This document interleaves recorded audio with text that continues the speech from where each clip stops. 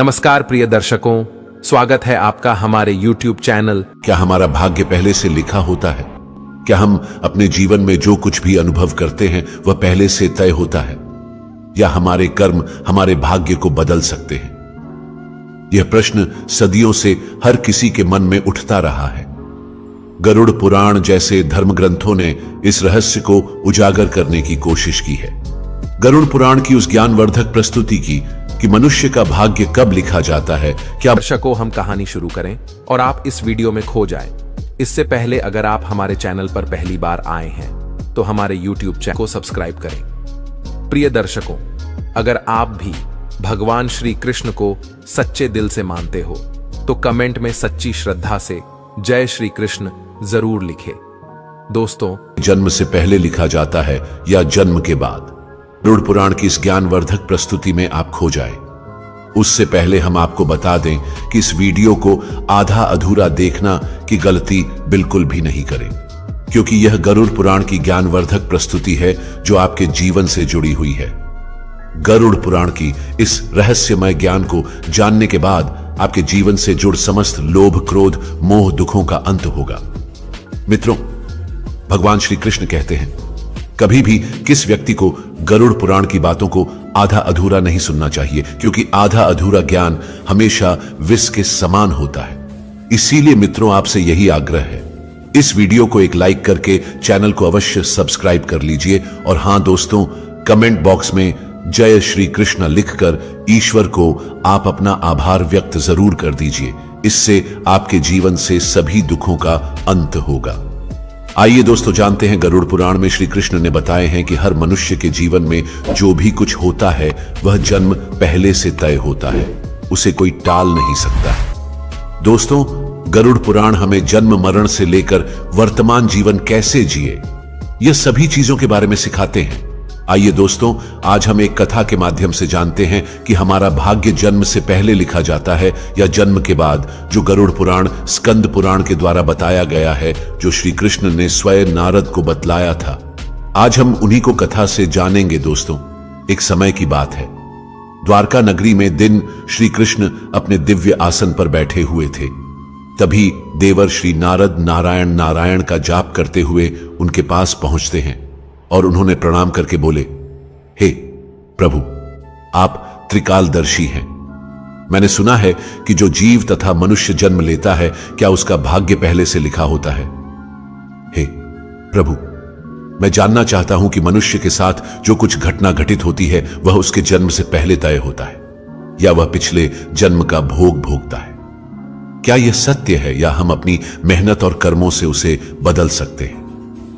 फिर भगवान श्री कृष्ण नारद सुनकर मुस्कुराए और बोले, हे नारद, आपका यह प्रश्न बहुत ही गुणकारी और महत्वपूर्ण है, जो मानव जाति लिए उसके जन्म, कर्म और मृत्यु पर आधारित है। फिर कृष्ण बोले, हे नारद, मैं तुम्हें एक कथा सुनाता हूं जो न तुम्हारे इस प्रश्न का उत्तर देगी, बल्कि हर मनुष्य के लिए एक चेतावनी और प्रेरणा भी होगी। तुम इस कथा को पूरे ध्यान पूर्वक आखिरी तक सुनो। कृष्ण बोले, हे नारद, यह गरुड़ पुराण की है। जो यह कथा को आधा अधूरा सुनने की गलती करता है उस पर भारी संकट आता है, क्योंकि आधा अधूरा ज्ञान हमेशा विष के समान होता है। कृष्ण बोले, हे नारद, इस कलयुग भरी संसार में जो मनुष्य इस कथा को पूरे ध्यान पूर्वक आखिरी तक सुन लेगा और समझ लेगा, उसका इस संसार से सभी पाप, कर्म, क्रोध, मोह से मुक्ति मिलेगा। फिर नारद बोले, हे प्रभु, मैं उस कथा को पूरे ध्यान पूर्वक आखिरी तक सुनूंगा। आप उस कथा को निश्चित होकर सुनाएं। फिर श्री कृष्ण ने नारद को वह कथा सुनाते हैं। श्री कृष्ण बोले, हे नारद, प्राचीन काल में एक विशाल और समृद्ध राज्य था जिसका नाम मगधपुरी था। उस राज्य का शासक राजा वीरधर था। राजा वीरधर अत्यंत धर्मात्मा और न्यायप्रिय था। वह सदैव अपने राज्य के प्रजा के कल्याण के लिए काम करता था और धर्म का पालन करता था। उसे भगवान से एक संतान का आशीर्वाद चाहिए था, ताकि वह अपने राज्य का कार्यभार किसी योग्य उत्तराधिकारी को सौंप सके। फिर है नारद, राजा वीरधर और रानी दोनों ने कई वर्षों तक तपस्या की। इससे भगवान शिव ने प्रसन्न होकर उसे संतान होने का वरदान दिया।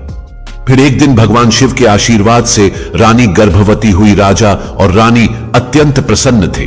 क्योंकि वे चाहते थे कि उनका पुत्र महान शासक बने और राज्य को सुख समृद्धि की ओर ले जाए। परंतु जब रानी ने पुत्र को जन्म दिया तो वह बच्चा विकलांग और शारीरिक रूप से कमजोर था। उसके शरीर की हड्डियां टूटी हुई थी और वह शारीरिक रूप से सक्षम नहीं था। राजा वीरधर का दिल टूट गया। तब राजा वीरधर ने भगवान श्री कृष्ण से मिलने का निर्णय लिया और उन्हें अपने दुखों को साझा करने के लिए वहां पहुंचे। राजा ने भगवान से पूछा, हे प्रभु, मैंने इतनी तपस्या की, यज्ञ किए, फिर भी मेरे पुत्र का जन्म विकलांग क्यों हुआ? मैंने भगवान शिव से आशीर्वाद लिया था, लेकिन ऐसा क्यों हुआ? क्या यह मेरे भाग्य में पहले से लिखा हुआ था? फिर श्री कृष्ण मुस्कुराए और कहा, हे राजा, तुम सही कहते हो कि तुम्हारा पुत्र विकलांग जन्मा है। क्या तुम जानते हो कि तुम्हारे पुत्र का जन्म इस प्रकार क्यों हुआ है? यह तुम्हारे द्वारा किए गए पूर्व जन्मों के कर्मों का फल है। यह तुम्हारे पिछले जन्म के कर्मों का परिणाम है जो तुम्हारे भाग्य में लिखा हुआ था। लेकिन इसका कारण यह नहीं है कि तुम्हारा भाग्य पहले से निर्धारित था। यह घटना तुम्हारे और तुम्हारे पुत्र के कर्मों का फल है जो उसके पिछले जन्मों से जुड़ा हुआ है। राजा ने आश्चर्यचकित होते हुए पूछा, हे प्रभु, क्या भाग्य वास्तव में पहले से लिखा होता है? श्री कृष्ण ने कहा, जन्म, मृत्यु और जीवन के उतार चढ़ाव पहले से निर्धारित होते हैं, लेकिन हम जो कर्म करते हैं वह हमारे भाग्य को बदल सकते हैं। जिस दिन तुम्हारे बेटे का जन्म हुआ उस दिन तुमने एक विशेष संतान का वरदान प्राप्त किया था, लेकिन उस संतान को चुनौतियां मिलना जरूरी था ताकि वह अपने जीवन में धैर्य, साहस और पराक्रम को विकसित कर सके। लेकिन उसका भविष्य केवल उस समय के कर्मों से नहीं होता है, बल्कि यह तुम्हारे पिछले जन्मों के कर्मों का परिणाम है। श्री कृष्ण ने राजा से कहा, हे राजन, भाग्य और कर्म में बहुत गहरा संबंध है। हमारे कर्म ही हमारे भाग्य का निर्माण करते हैं। यही कारण है कि हमें जीवन में अपने कर्मों को सदैव धर्म और सत्य के मार्ग पर रखना चाहिए। श्री कृष्ण ने कहा, हे राजन, जो कुछ भी तुम्हारे जीवन में घटित होता है वह तुम्हारे पिछले जन्म के कर्मों का परिणाम है। यदि तुम्हारा पुत्र विकलांग जन्मा है तो यह उसकी आत्मा के पिछले जन्म के कर्मों का फल है।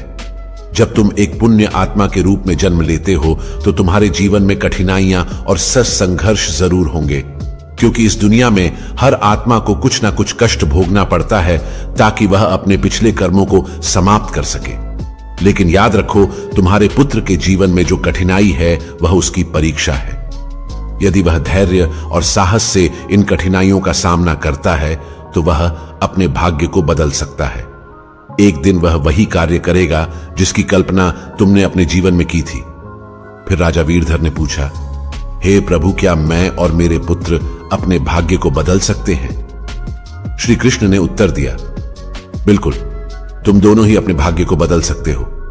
तुम्हारे पुत्र के जन्म के समय जो विकलांगता थी वह उसके कर्मों का फल था, लेकिन उसका भविष्य तुम्हारे अच्छे कर्मों पर निर्भर करता है। यदि तुम उसे साहस, धैर्य और आत्मविश्वास से भर दोगे तो वह अपने भाग्य को बदल सकता है।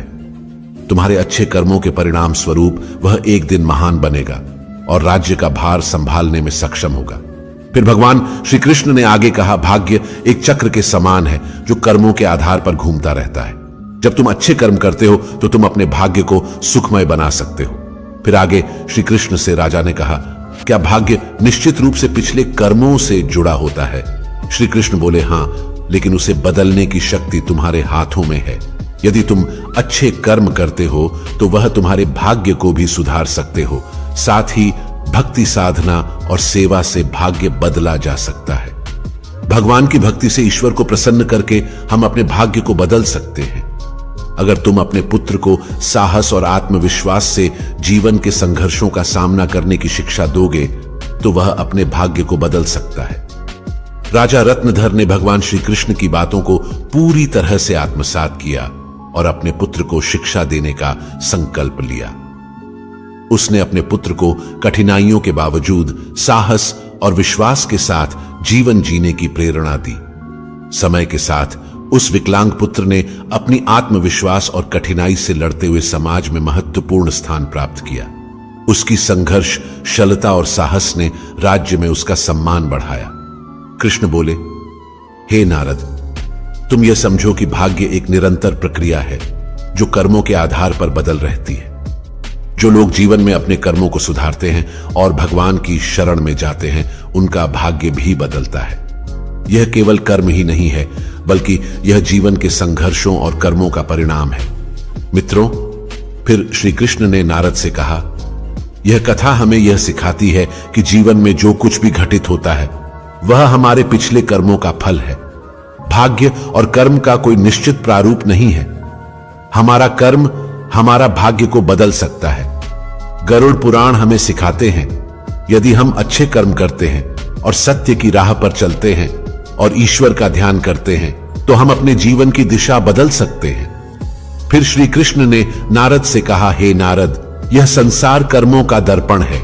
जो जैसा कर्म करेगा वह वैसा फल भोगेगा। मनुष्य को यह ध्यान रखना चाहिए कि माता पिता की सेवा, दूसरे की सहायता और ईश्वर का ध्यान ही सबसे बड़ा धर्म है। जो मनुष्य अपने पिछले जन्म में किसी के साथ पाप किया है, किसी को कष्ट दिया है, उसे न केवल नरक में भयानक यातना मिलती है, बल्कि वह जन्म जन्मांतर तक उस भोग भगती है। लेकिन जो अपना कर्म सुधार है, वह इस चक्र से मुक्त हो सकता है, क्योंकि यह संसार एक अवसर है। धर्म, सेवा, सत्य ही मनुष्य का जीवन है। मनुष्य के यह समझना चाहिए कि मृत्यु के बाद के उसके अच्छे कर्म ही साथ जाते हैं। दोस्तों, यह कथा हमें यह सिखाती है कि हमारे भाग्य पिछले कर्मों का फल है। हर पाप का दंड, हर पुण्य का फल निश्चित होता है। हे मनुष्य, तुम अपने कर्मों पर ध्यान दो, स्वार्थ, पाप और अहंकार को त्यागो, धर्म, सत्य और सेवा को अपनाओ, क्योंकि यही जीवन का सबसे भरा सत्य मार्ग है।